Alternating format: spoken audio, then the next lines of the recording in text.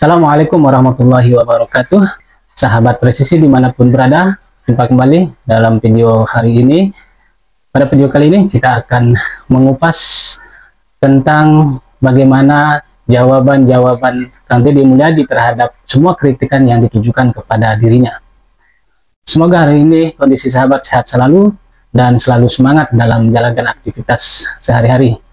Dan semoga semua sahabat dimanapun berada selalu dimudahkan segala urusannya oleh Allah Subhanahu wa Ta'ala. Amin ya Rabbal Alamin.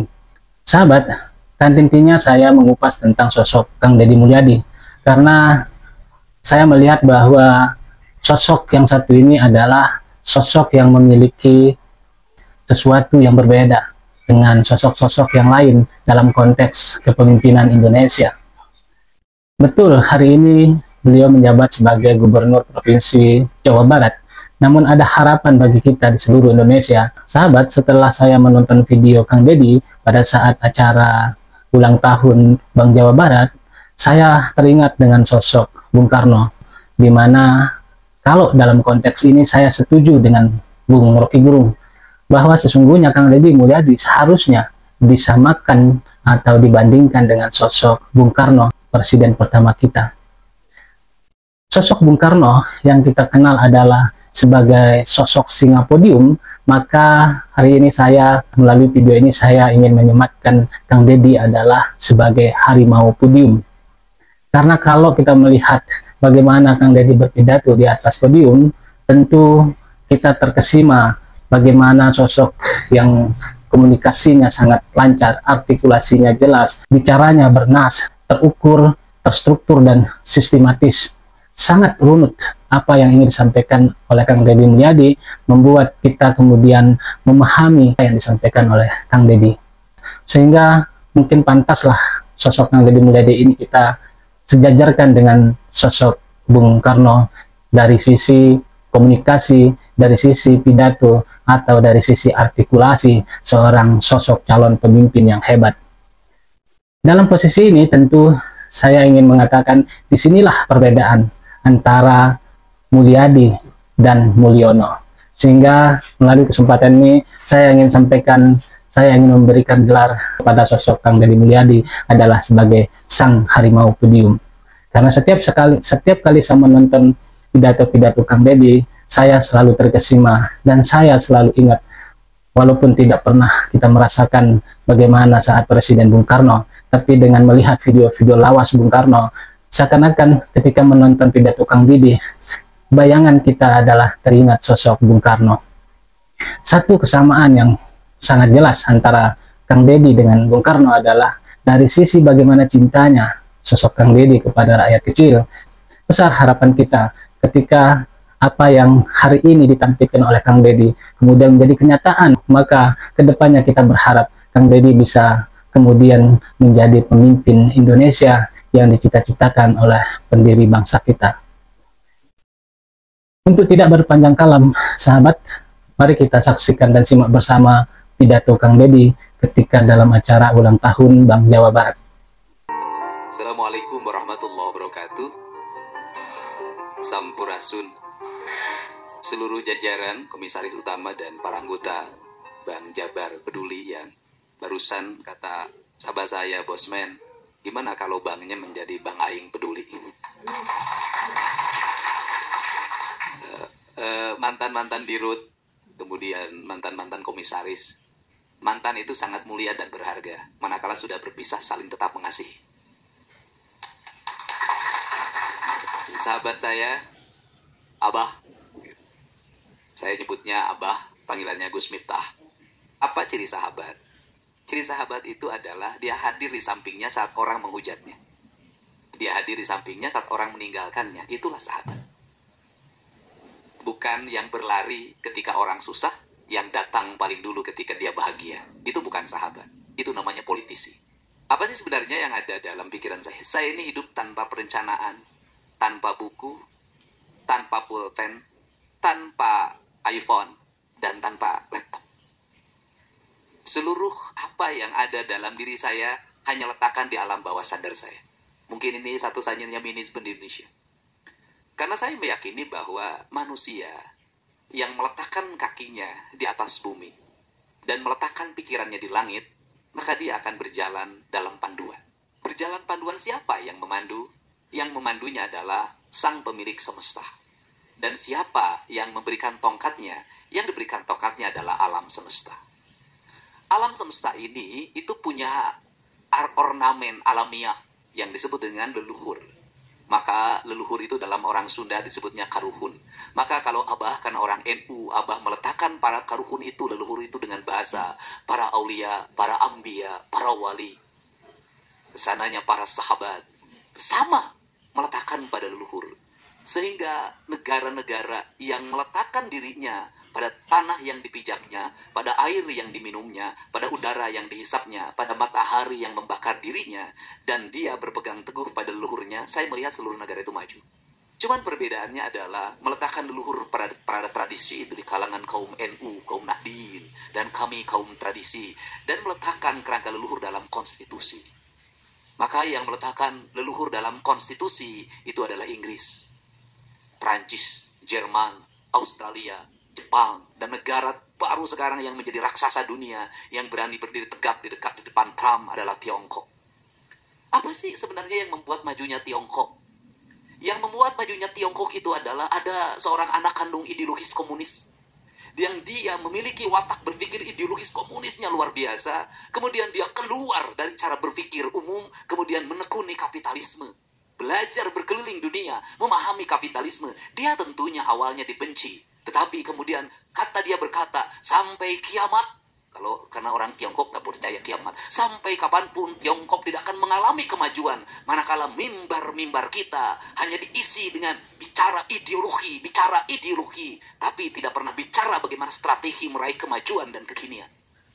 Maka anak kandung itu melakukan perubahan cara berpikir Tiongkok dari komunisme, kemudian dikelola basic ideologinya, dikelola gotong royongnya, dikelola ketahanan mentalnya, dikelola ketahanan lingkungannya, kemudian menjadi raksasa dunia. Kapitalisme dibangun di atas komunisme. Bayangin.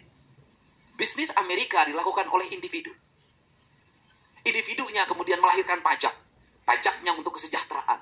Dan dia bekerja secara individu. Kemudian negara membuat sistem kebebasan dia untuk berbisnis, berusaha. Tapi rambu-rambu etika dalam usahanya, etika dalam bisnis, etika dalam politiknya sangat kokoh. Lahirlah raksasa. Tetapi ini lebih cepat lagi.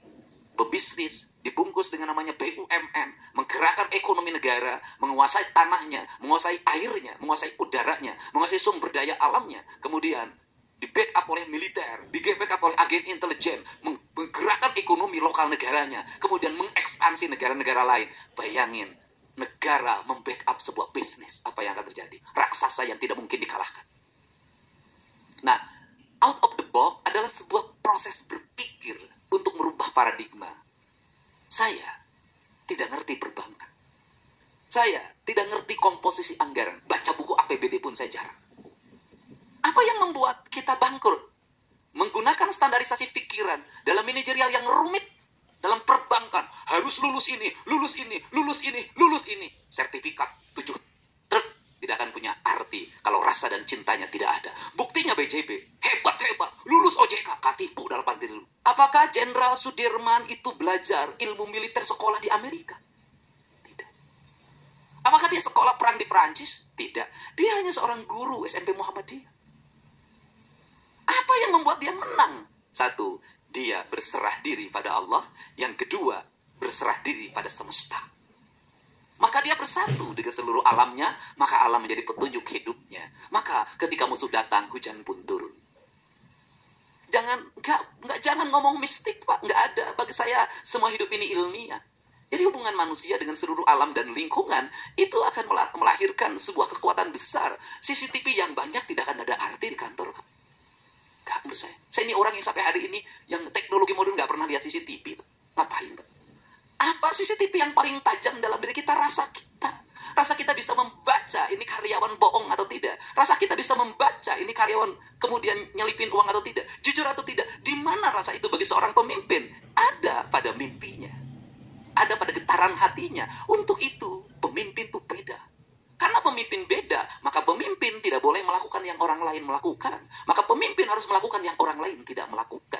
Kalau sudah jadi pimpin, kalau nakal harus pilih-pilih. Jadi kalau Pak Dirut, nggak boleh lagi nakal sama karyawan. Kelasnya harus naik. Nggak boleh lagi, karena dia beda, Pak. Makanannya harus beda, minuman beda, cara berpuasa beda. Pemimpin, Pak, kalau Anda ingin bebas, hidup kayak orang lain, jangan jadi pemimpin, karena pemimpin itu Brahmana. Dalam kaidah kebudayaan, Brahmana, Waisya, Satria, Sudra, itu bukan penggolongan manusia, tapi tingkatan manusia. Kata kaum Brahmana, ketika ada orang berjudi, biarin. Namanya juga Sudra. Bukan dalam perspektif syariat ya, ini pandangan kebudayaan. Ya Sudra itu kebahagiaannya itu, kupluk-kupluk dan gak gede dan gak merugikan negara. Nyambung ayam, Sudra. Joget-joget di tempat gelap, itu Sudra. Karena Sudra itu memperoleh kebahagiaan secara material. Gitu loh, ganti-ganti istri itu Sudra.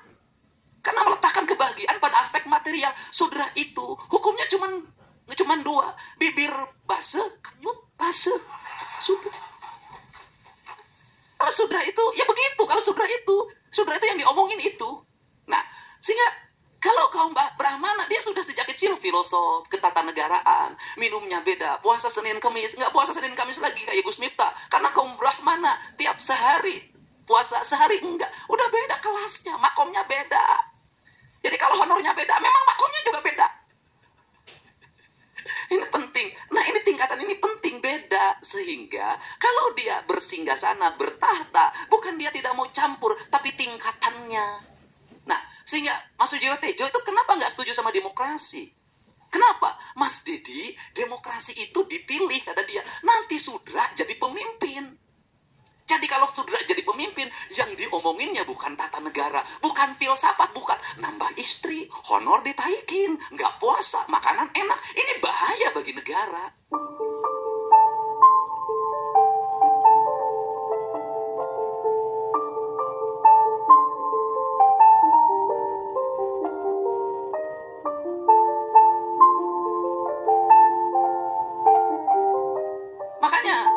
Itu sejak kecil sudah dibedakan. Nah, apa sih saya cerita ini?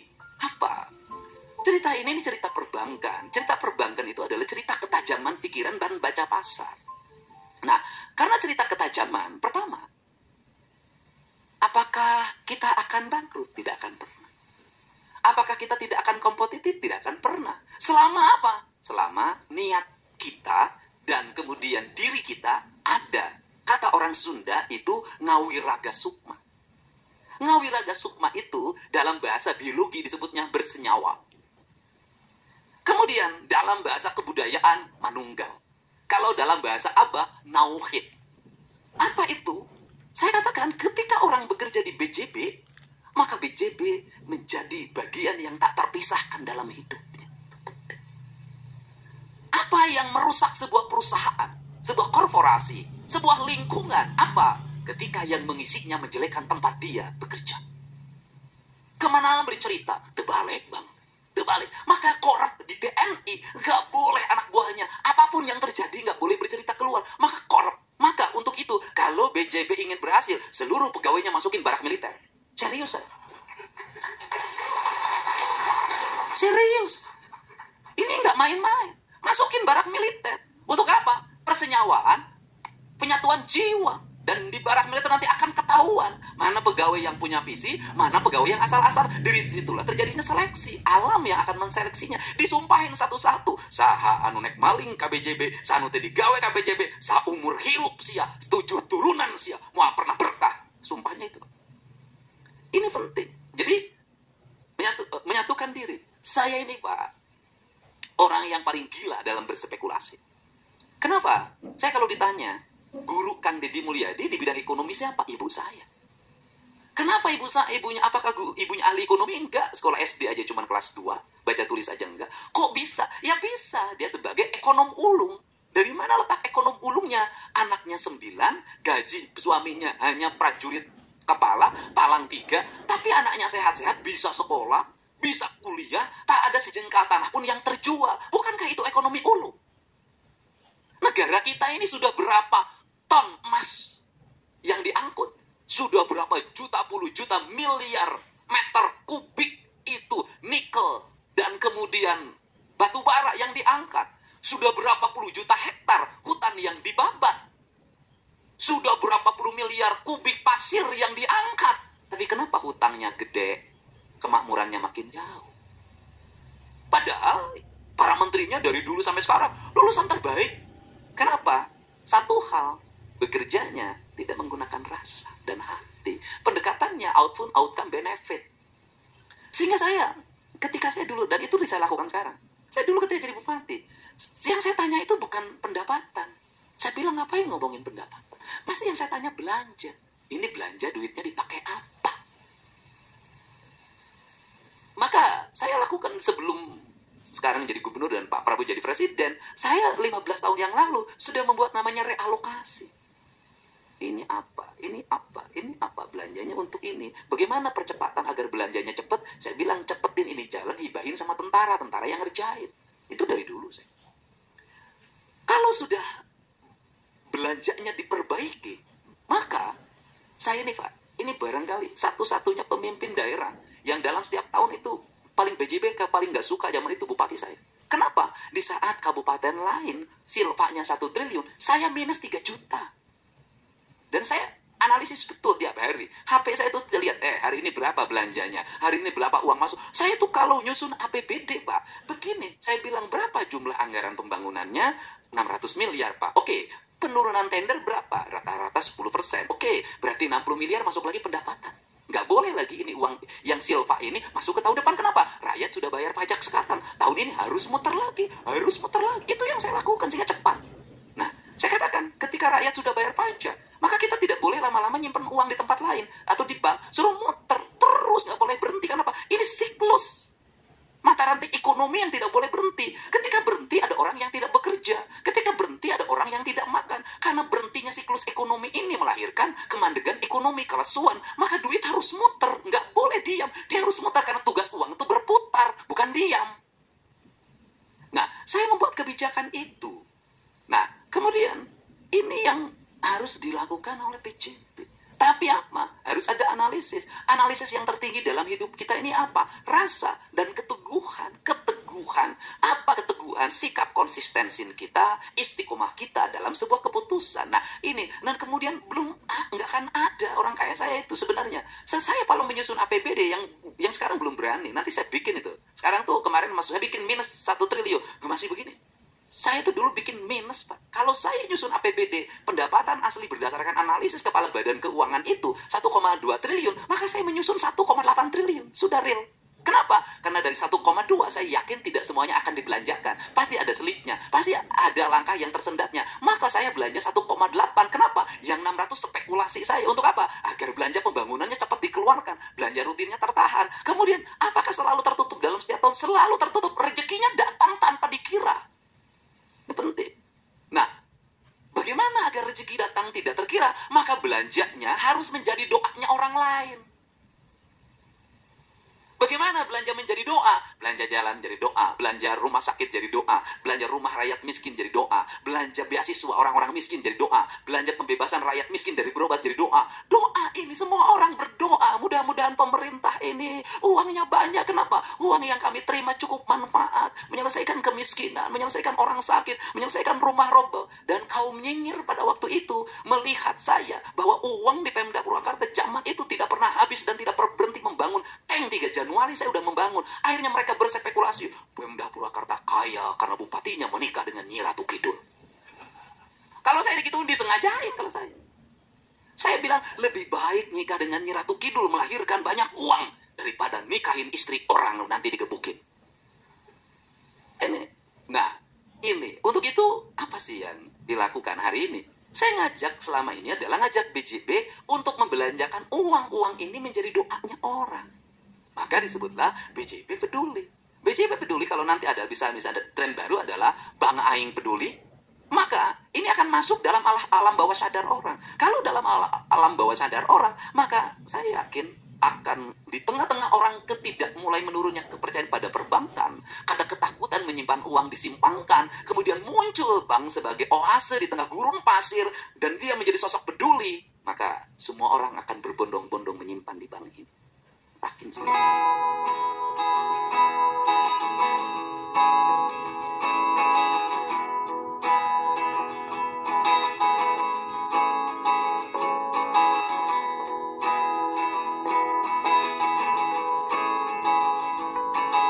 Apa yang ada dalam pikiran publik hari ini adalah ingin mencari seseorang yang dipercaya. Ingin mencari perbankan yang terpercaya. Itu. Jadi orang Indonesia itu apakah tidak gotong royong kuat, empatinya kuat? Ingat, orang baik akan bertemu dengan orang baik. Orang ikhlas akan bertemu dengan ikhlas. Bank penebar kebaikan akan bertemu dengan nasabah penyumbang kebaikan. Tapi bank penebar kebusukan akan bertemu dengan nasabah penyumbang kebusukan. Garong akan bertemu dengan garong. Rampok akan bertemu dengan rampok. Lelaki hidung belang akan bertemu dengan PSK. Tuhan, sudahlah. Tergantung kita ini berkumpul dengan siapa. Kalau kita senang berkumpul dengan mafia perbankan, dan kita menjadi direktur karena peran mafia perbankan, ya jangan pernah juga merasa sedih kalau banknya dirampok oleh mafia perbankan. Kenapa? Anda jadi direktur oleh perannya mafia, maka bank Anda diambil duitnya oleh mafia. Tapi kalau ini kan lahir bukan di tangan mafia, di tangan Prabu Siliwangi. Sudah.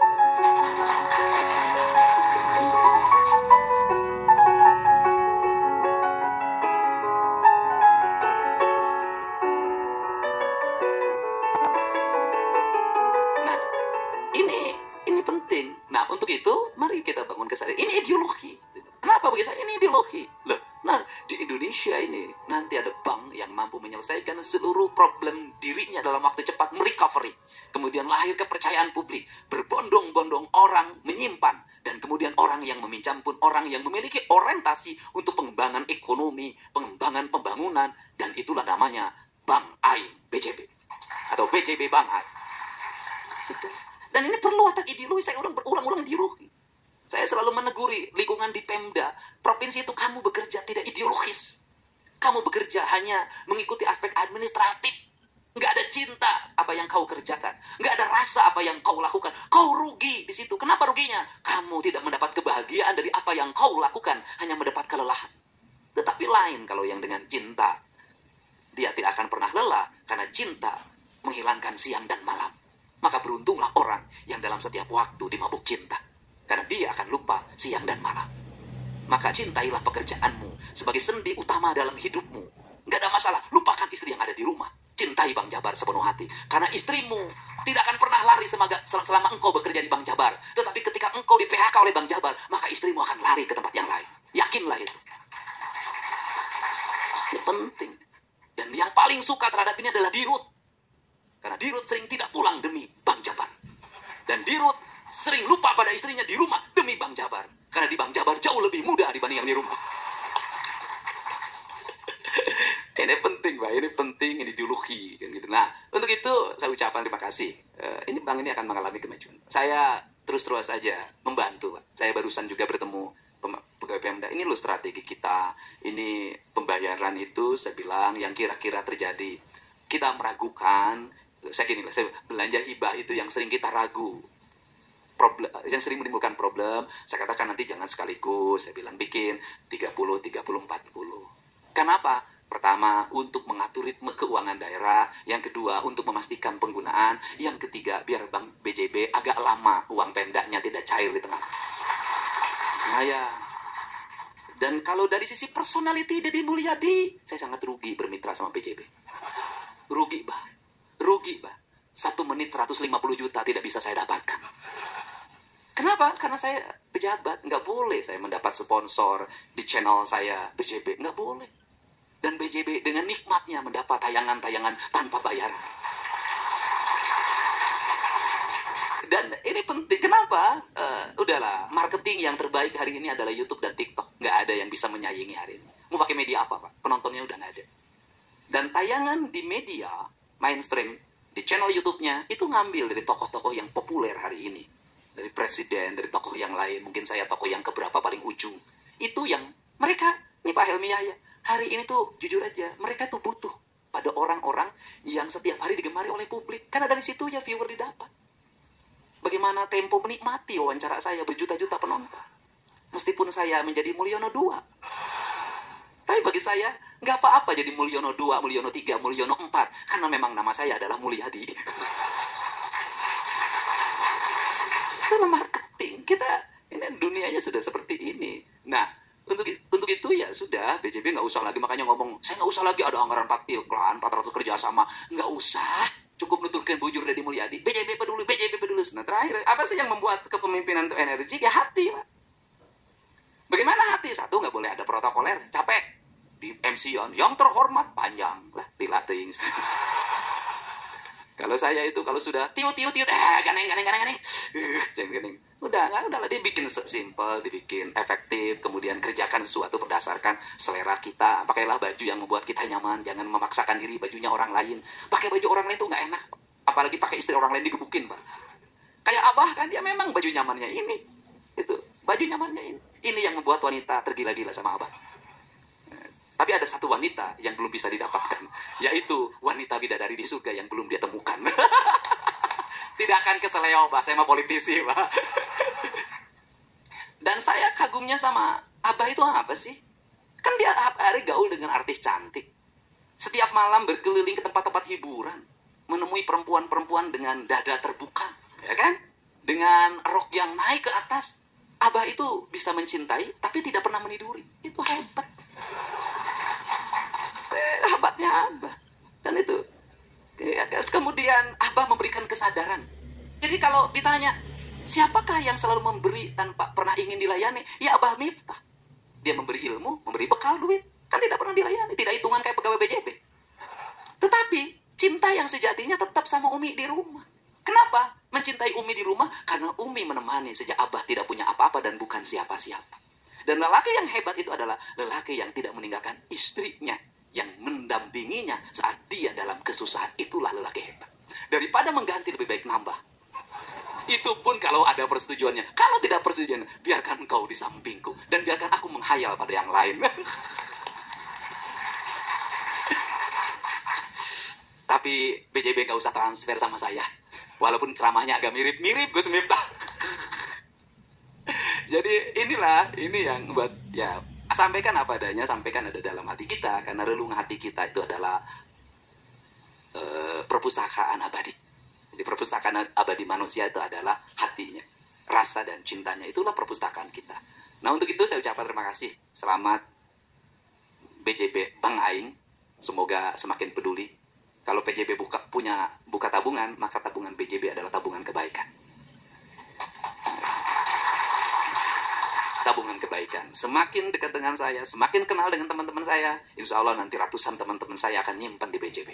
Kalau satu orang nyimpannya 25 miliar kali 100, 2,5 triliun nyimpan di sini. Terima kasih Bang Helmi Yahya dan semua para anggota komisaris. Kita memiliki semangat. BJB, BJB, BJB. Terima kasih. BJB Bang Aing, BJB Nu Aing, Jawa Barat istimewa. Allahumma afiq ila qawmitorik. Assalamualaikum warahmatullahi wabarakatuh. Sampurasun. Baik sahabat, itulah tadi pidato Kang Deddy pada saat acara ulang tahun Bank Jawa Barat atau BJB. Bagaimana penilaian menurut sahabat? Silahkan ketik di kolom komentar. Kita boleh berbeda, tapi harapan kita sama, yakni kita merindukan sosok pemimpin yang benar-benar keberpihakannya tulus kepada rakyat kecil. Demikian sahabat video kali ini, semoga bermanfaat dan sahabat selalu sehat. Sampai jumpa pada video-video selanjutnya. Tetap semangat, merdeka dalam berpikir, objektif dalam penyajian, sadar dalam bertindak. Wallahu a'lam bishawab. Billahi fi sabilil haq fastabiqul khairat. Assalamualaikum warahmatullahi wabarakatuh.